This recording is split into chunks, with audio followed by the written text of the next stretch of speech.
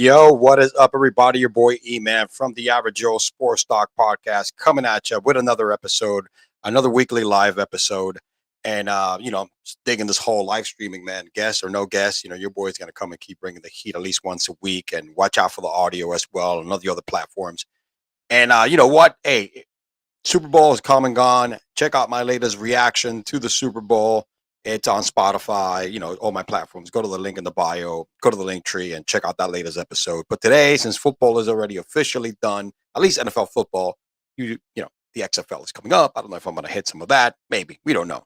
But I want to start talking some basketballs. Last week, I went and broke down, some of the trades in the NBA. So I want to dive in, right? As we are right now at the midpoint of the NBA season, the All-Star game is right upon us.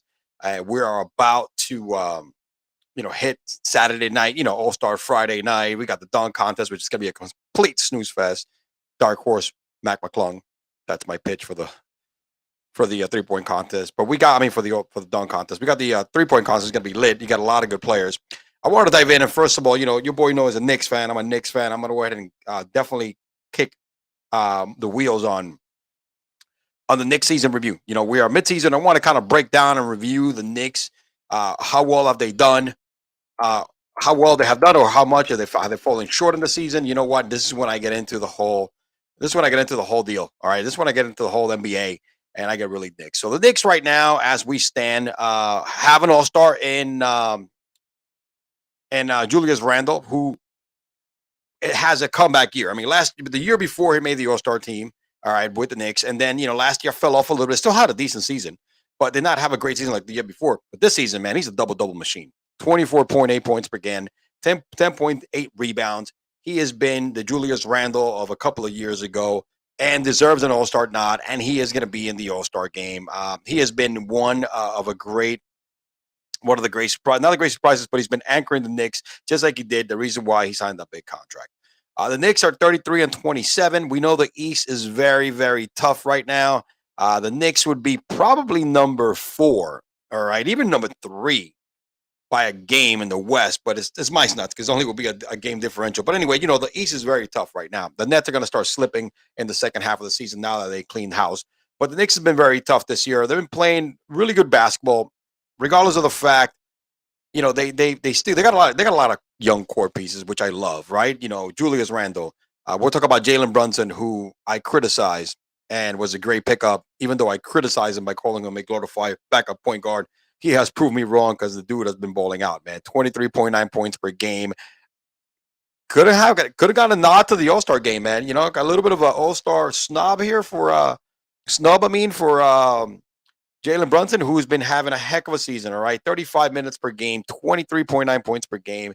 He has been doing everything he's been asked for, 6.2, comes in there, gives you some clutch shots, runs that off, is doing a great job. R.J. Barrett, again, I thought R.J. Barrett was going to get over. He's averaging, but he's around the same scenario as last year, right? 19.7 points per game, which is good. That's R.J. Barrett. Look, I told people last year, don't expect R.J. Barrett to be that alpha, right? I think R.J. Barrett is going to be the guy that's just going to be that third player that fits well. He's such a great franchise contributor, all right? He's a good role player. And at 19 points per game, almost 20, I know last year he ended up hot and finished at 20 points per game. You can ask anything more out of R.J. Barrett, all right? He's having a great season, and that's what you're going to get. A great season from R.J. Barrett. I think his ceiling, it's going to be 21 a game, all right? And he's almost there. But R.J., again, another clutch Knicks player, 53 games played this season. And, you got IQ, Emmanuel Quickly, who's averaging 12 points per game. Look, the rookie Quentin Grimes has proved really, really, really positive here with averaging 10, double digits and 10.1 per game, who's a starter. I look the depth chart for the Knicks. Jalen Brunson is your starting PG. All right. You got McWy, Emmanuel Quickly, and then you got Derrick Rose number 4, Quentin Grimes number 5. This is the point guard position. Quentin Grimes right now is your starter at 2 guard. But look, IQ gets a lot of burn at 2 guard, gets a lot of burn at point guard. All right. And then look, the acquisition of Josh Hart is huge. I love this acquisition. Great job by the front office pulling a a Josh Hart trade because look, Josh Hart is averaging 17 for the Knicks, averaging 17 points a game, but for the season, he's averaging 19 a game. All right, this is a good acquisition because this is going to be bench strength coming out of the bench, can also start when needed. All right, when needed. And this year he has been having a really solid season. All right, for the season so far, I'm sorry, 10 points per game, 8 rebounds, instant offense, 51% from the field. I said 19. I'm sorry. He's averaging 17 with the Knicks with 3 games right now, which is it's just been pretty solid. So far, I am giving the Knicks a solid B plus for the beginning of the season. And I said the East is tough, man. The East is tough. Again, I am gonna admit where I'm wrong when it comes to Jalen Brunson. I called him a glorified backup point guard, but he has proven that given the opportunity, he is a starter. And I know he did. He did well when he started in when Luka was out and was injured. And he took over the starting lineup. He played really well. Played really well in the playoffs. Again, second round pick, 33 overall in 2018. The dude has been a baller. It's been a baller. 23, almost 24 points again for the Knicks. You can't be mad at that. You can't be mad at that at all. I mean, right now, regular season, he's averaging 41 from three. Excellent. 83 from the free throw, 48% field goal overall. I mean, he's just doing everything that you want done from a point guard. B plus for the Knicks so far and the opening season. And so far this year, I'm definitely going to give him a B plus because he deserves it. He really deserves it. I mean, he deserves to be a starting point guard in my book as we speak. And everybody, I guess the front office knew a lot more than I can. Right now, this is your core three. This is what your big three in the Knicks are going to pretty much, look like moving forward.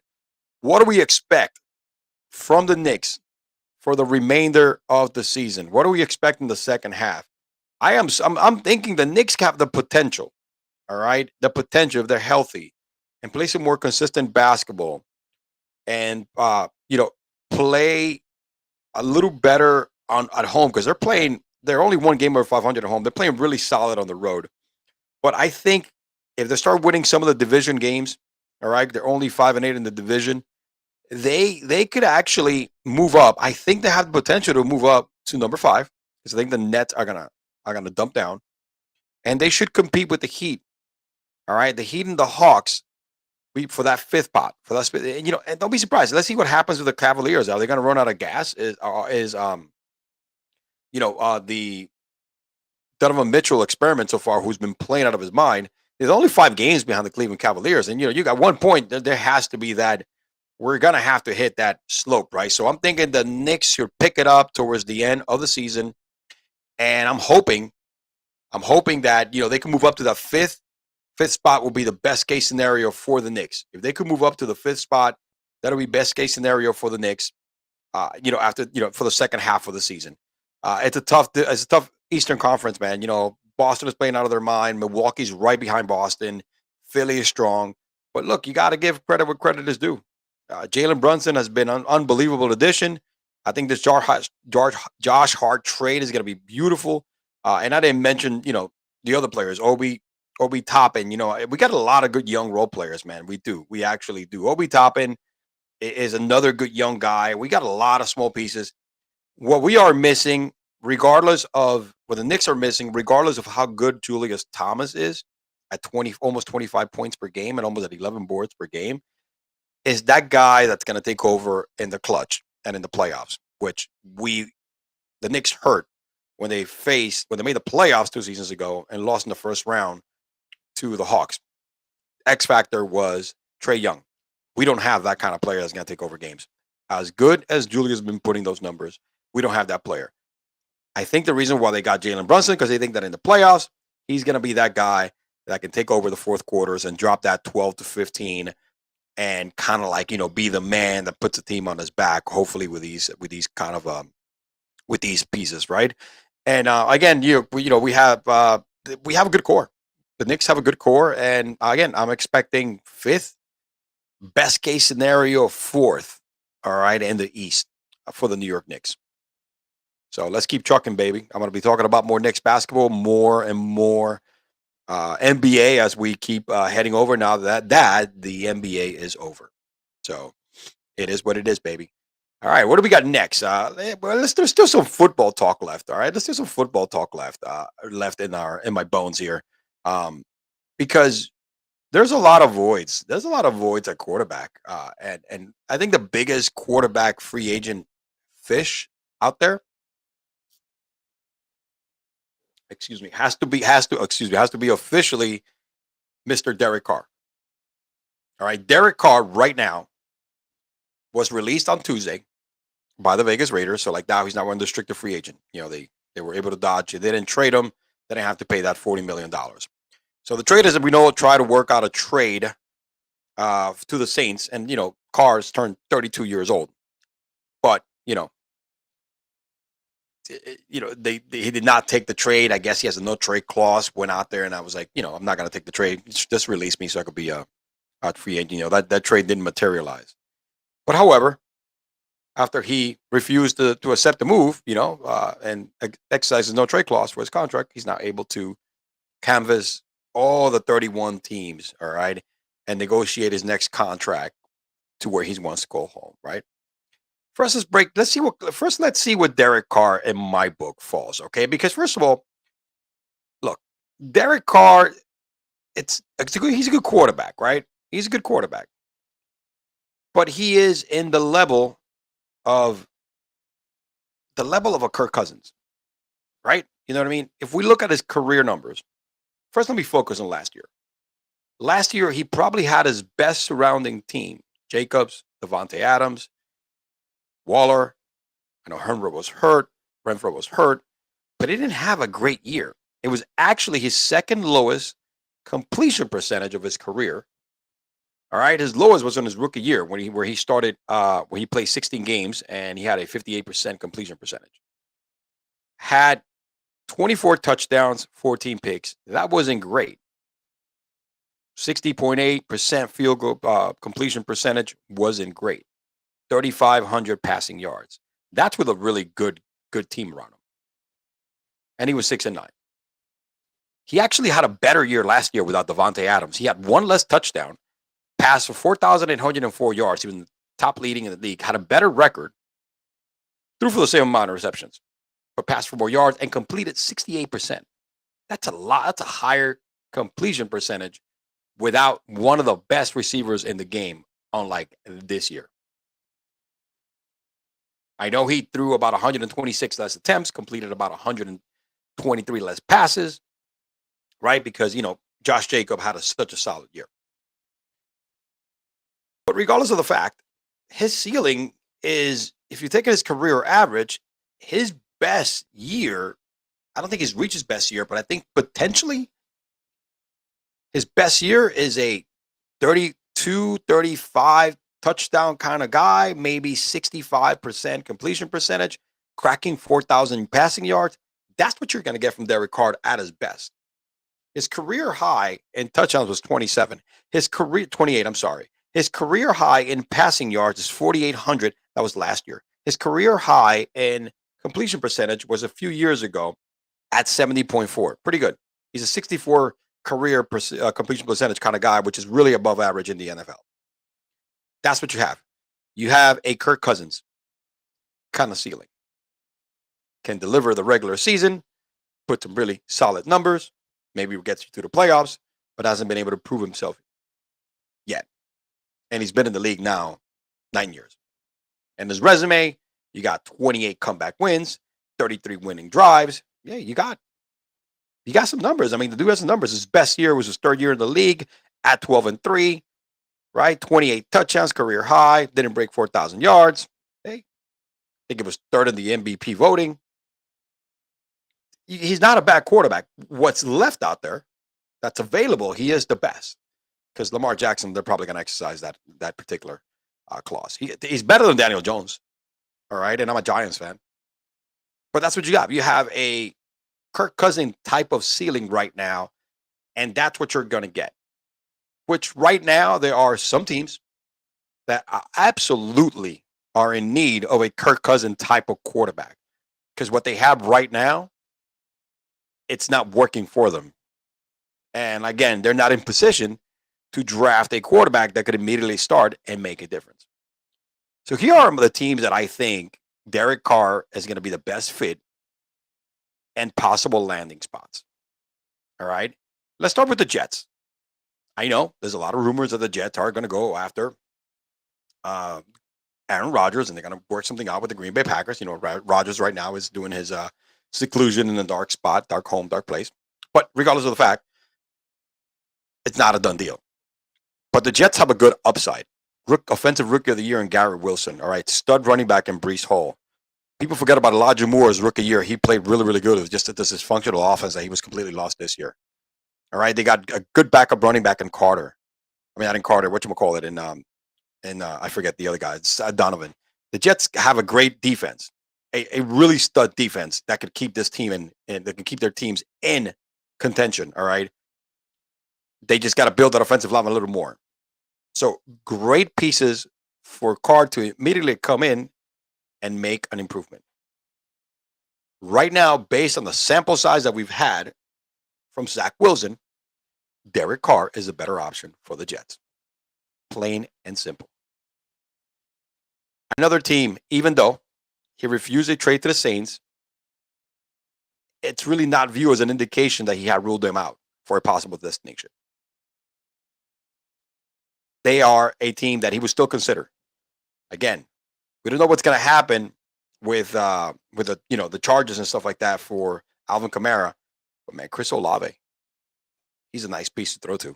All right, that kid has a lot of potential. All right, you got a good defense, good offensive line. They're going to add more through draft capital. All right, they just traded their head coach and got some capital from the Broncos. So I think the Saints are another possible destination. All right, that may fit for Derek Carr. Next, and this one is kind of a little bit of my dark horse, the Tennessee Titans. But why? They drafted Malik Willis. You saw that shit show last year. He came in when Tannehill was hurt. Boom, done. He can't play in the NFL, bro. Their third string quarterback came in for whatever his name is. I forgot. Dobbs, I think that's his name. I mean, that was another shit show. You really have Tannehill, and I think you already like ran the maxes into the ground with Tannehill. He's given you everything he's had, and right now he is damaged goods. They could still move away from Tannehill and bring Derek Carr in, and I think that is an upgrade because not because Tannehill and Derek Carr is much better. I mean, Derek Carr is much better than Tannehill. It's just Tannehill cannot stay healthy. If Tannehill could stay healthy, then you stay with Tannehill until you get something better. But I think it's time to move on from Tannehill. All right. And the Titans have a great upside. All right. You have a great offense that Derrick Henry is still going to get you over 1,000 rushing yards and still going to pound the ground. Some younger, intriguing options in Treylon Burks. All right. Okonkwo. I can't pronounce his first name. All right. Mike Grable is one of the NFL's most respected head coaches. That's a great fit for Derek Carr. And I think the Titans need Derek Carr because it's better than, based on Ryan Tannehill's injury record, right now, Derek Carr can stay healthier. Upside from Tannehill. And you could take Malik Willis and the third string quarterback, Dobbs, I think that's his name, together, combine them, they're still not better than Derek Carr. That's my dark horse right there, the Titans. They could take some type of negotiation here unless the Titans do some crazy trade and end up with the number one pick, but it's not going to happen. And lastly, the Tampa Bay Buccaneers. Tampa Bay Buccaneers went ahead and lost their starting quarterback, the greatest of all time, finally retired. They are in the opening and in the hunt for a QB. And that team has the receivers, the tight ends, running game. We saw it's weak this year. They could work on that. They got the money to pay them. Why not? Why not Tampa Bay? Seriously, why not Tampa Bay? Why not Tampa Bay, man? They can. Why not? They could definitely be there. They could do this, man. They could bring in Derek Carr, who's in the building. So those are the top 4 landing spots that I think Derek Carr would fit in very nicely, and is also a void that he will be filling for that team. Hit me up in the comments if you think otherwise, or what do you think, right? But I think it's great. Right now, that's what we got working with, baby. That's what we're working with right now. The Jets, the Titans, the Saints, and the Buccaneers. There's probably some other teams. I mean, Carolina. You could throw Carolina in there, but I think they got to go another route, man. They're not gonna sign Sam Darnold. They're not gonna stick with what they have. They gotta pull something in the they gotta pull something in the draft because they also have a lot of draft capital they could trade down for. But yeah, Carolina could be another possibility. But I think these four teams over here have, I think the bankroll also as well. The Jets have the money. All right, rookie quarterback and Zach Wilson. Tampa Bay doesn't have any quarterbacks. Neither does the Saints. And Tannenhill can go bye-bye. And that'll open up some, they have a lot of money as well. The Titans have a nice cap because they got Henry under contract. All right, they don't have A.J. Brown. All right, Traylon Burr, who's the best receivers. It's in the tight end, Nkonkwo. You got those two guys and rookie contracts. They have a lot of money. They have a lot of cap expenditure available. So these are the teams that can make a rough move, and these are the teams that if Derek Carr gets signed by one of these teams, he's actually going to get paid well. Now the question is, how much is Derek Carr worth, right? If let's say they would have picked up his option, the Raiders, he would have made $40 million this year. Is he a $40 million quarterback? Absolutely freaking not. I know the market has been reset in the quarterback market because of Dak Prescott, and you could tell that was a complete BS. Kyler Murray. They reset this quarterback and everybody's making 45, 46 million. But his numbers don't reflect the 40 million. This guy should not be getting paid as much as Patrick Mahomes. Neither is Dak Prescott or Kyler. But because of the quarterback market, he's probably going to get 40 million. Absolutely.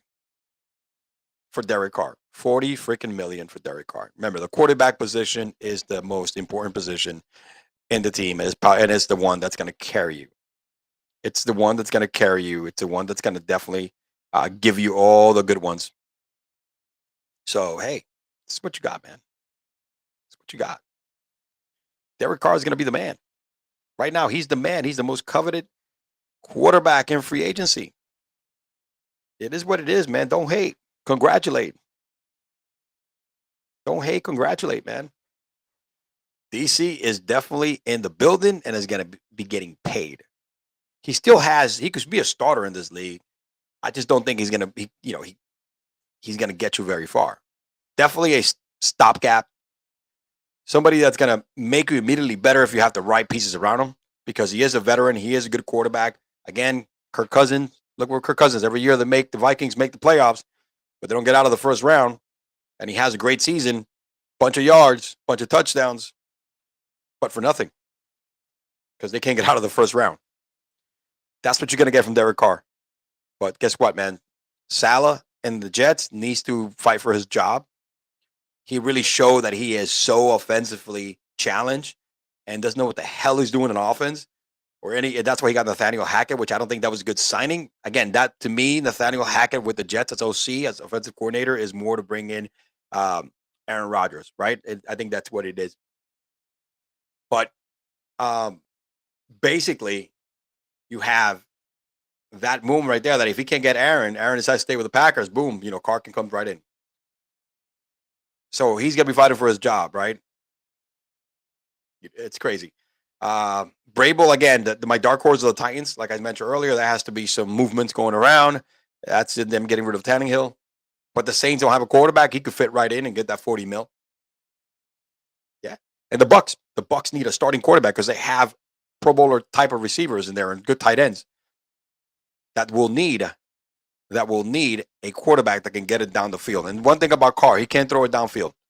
And Evans, who even though did not have a great year this year touchdown wise, but I think Derek Carr it's going to give you the production that kind of Brady gave you last year, right?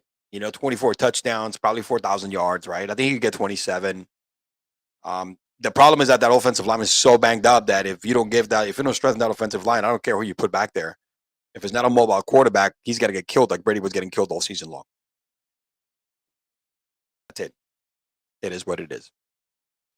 Derek Carr will be getting paid $40 million, ladies and gentlemen, and he will be a quarterback starting in this league for at least 2 or 3 more years.